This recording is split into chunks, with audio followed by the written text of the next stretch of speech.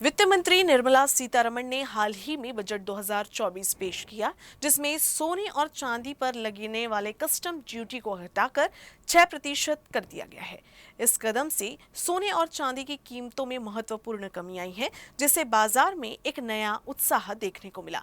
वहीं इस सुनहरे अवसर को और भी खास बनाने के उद्देश्य से एम डोमने ज्वेलर्स ने ग्राहकों के लिए कई आकर्षक ऑफर्स पेश किए हैं।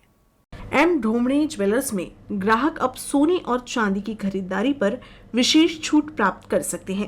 इसके अलावा फेस्टिवल सीजन को देखते हुए एम ढोमणे ज्वेलर्स ने अपने ज्वेलरी रेंज को भी अपडेट किया है।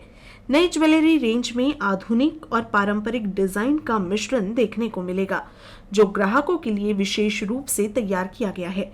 एम ढोमणे ज्वेलर्स की संचालिका मनीषा ढोमणे ने इस संबंध में कहा कि हमने ग्राहकों के लिए बजट 2024 का पूरा लाभ उठाने के लिए विशेष ऑफर्स और नई ज्वेलरी रेंज पेश की है। हमें विश्वास है कि इस दौरान हमारे ग्राहक बेहतरीन गुणवत्ता की ज्वेलरी को उचित मूल्य पर प्राप्त कर सकेंगे और त्योहारी सीजन का आनंद ले सकेंगे।